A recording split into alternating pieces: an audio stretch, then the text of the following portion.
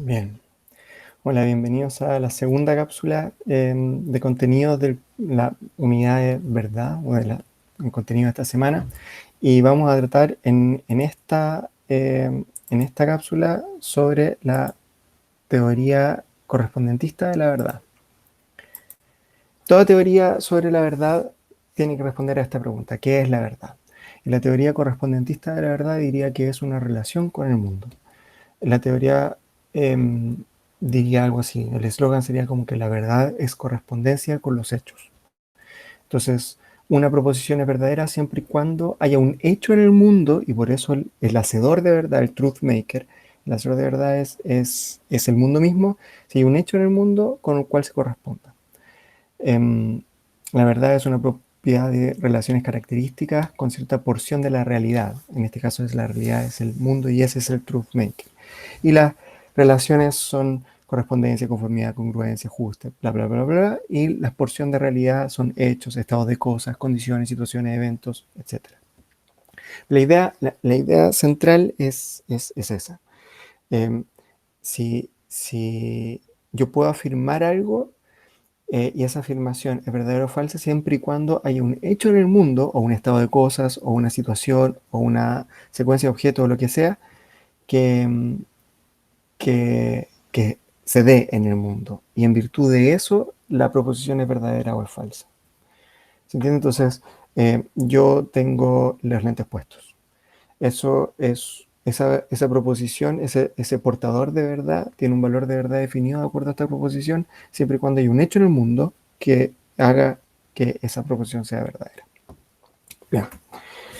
El origen se remonta a Aristóteles, algunos dicen. Aquí hay una frase súper enredada, pero que al final dice lo mismo: decir de lo que es aquello que no es, o decir que no perdón, decir de lo que es aquello que no es, o de lo que no es decir que es falso, mientras que decir lo que es de lo que es y de lo que no es decir lo que no es verdadero.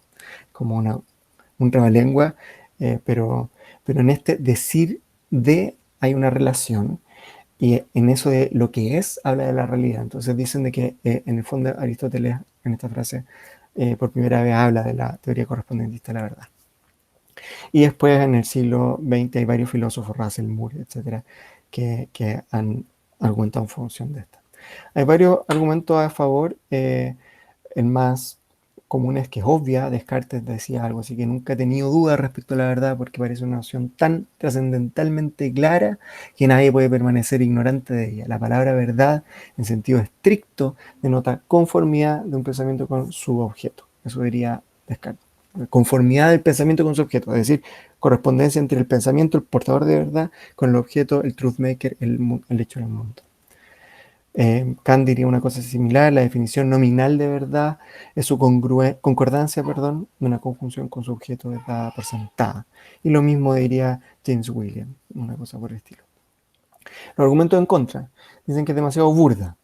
La ciencia aplica a ciertos contextos, como la ciencia no se aplica, por ejemplo, a verdades morales, porque no hay hechos morales, ni a verdades lógicas. Aquí hay una cosa bien interesante, porque todos los lenguajes formales, las ciencias formales, la matemática, no, a menos que uno sea un platonista matemático, no refiere a nada en el mundo, no hay hechos matemáticos.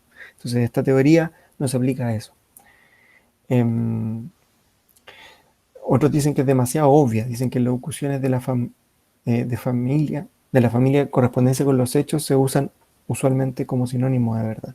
Pero la que más me interesa es esto, de que en realidad, más que ser demasiado obvia, es demasiado oscura, porque la correspondencia debe ser una especie de relación de semejanza, pero un portador de verdad, como una idea, una frase, etcétera, no se parece ni se asemeja a un hecho en el mundo. ¿Ya? Eso les va a parecer quizá eh, demasiado abusivo y demasiado literal, pero es el argumento más poderoso en contra de la teoría correspondentista de la verdad, y otras teorías de la verdad que aparecen como para tratar de solucionar este problema. O sea, una pera se parece a una pera, pero una pera no se parece a una mesa, porque tienen naturalezas distintas. Una naturaleza aún más distinta es una abstracción, como una idea o una proposición de cualquier cosa en el mundo. Entonces las cosas no pueden corresponder. Es más o menos la idea. Y estas, en el fondo, apuntan hacia lo mismo. Em, Otro argumento en contra, que no es realmente un argumento en contra de la teoría, y ya vamos a ver por qué, es que no hay acceso independiente a la realidad. Y esto tiene mucho que ver con lo que vimos en la clase pasada sobre el que una cosa es saber y una cosa es saber que se sabe, por esto del acceso a la verdad. Em, una teoría correspondentista de la verdad debe inevitablemente conducirnos al escepticismo, dice el argumento en contra, pues no podemos corroborar la requerida correspondencia entre pensamiento y realidad.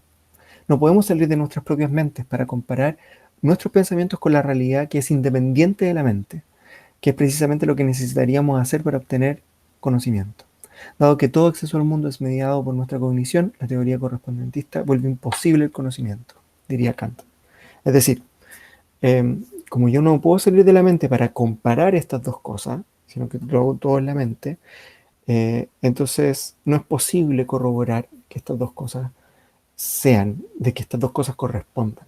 Pero aquí el problema es que se está asumiendo que el escepticismo de este tipo es inaceptable. Perdón, este no es el problema. Esto es la continuación de la idea de Kant tomada por Blanchard, como empujando la idea. Si uno acepta que este escepticismo es inaceptable, entonces el correspondentismo debe ser rechazado para poner en su lugar otra teoría que sea de corte antirrealista en el caso de Blanchard. Ya, pero la respuesta a esto es que la crítica asume que ese sabe que P sí y solo sí, ese sabe que P es verdadera. Eh, y uno no requiere saber que se sabe. No sé si se entiende. Uno puede buscar corresponder sin necesidad de salirse afuera para ver y verificar que esa correspondencia sea genuina, una cosa por el estilo. Em, bueno, hay versiones más sofisticadas para tratar de salir de eso. La correspondencia como isomorfismo, es decir, como iso igual morfismo forma. Es que haya cierta noción de congruencia en términos de forma entre el portador de verdad y los hechos. Los portadores de verdad y los hechos son estructuras complejas, dice esta versión un poco más sofisticada. Entonces, en realidad uno busca relaciones entre componentes últimas de ambas cosas, de la verdad y de los hechos. Y esas componentes últimas son o semánticas o psicosemánticas, eh, etc. Y en particular, en el fondo, se busca que ambas cosas sean congruentes en el sentido isomórfica en términos de estructura. Entonces, decir, por ejemplo, el gato está arriba de la alfombra, la verdad de que el gato está sobre la alfombra no se parece al gato en la alfombra, no huele a gato, no maulla como gato, no es cualitativamente parecida al gato, pero es un parecido estructural. Entonces, la idea es que de alguna otra forma los portadores de verdad se parecen no cualitativamente al hecho, pero sí de alguna otra forma estructuralmente, en algún tipo de isomorfismo. Bien, esa, esa, es esa es la primera teoría que vamos a ver y como resumen, la verdad de algo, el hacedor de verdad, el truth maker es el mundo. Entonces, si yo digo cualquier cosa o cualquier proposición, eso es verdad o no en función de que haya un hecho en el mundo que la haga verdad. Piensen en la ciencia cuando se refieren a eso. Piensen que la función de la ciencia es precisamente tratar de generar proposiciones respecto del mundo. Entonces, súper afín a este tipo de teoría. Denle una vuelta. Bueno, esa es la segunda cápsula. Espero que esté súper bien. Nos vemos en la tercera cápsula dentro de poco. Hasta luego.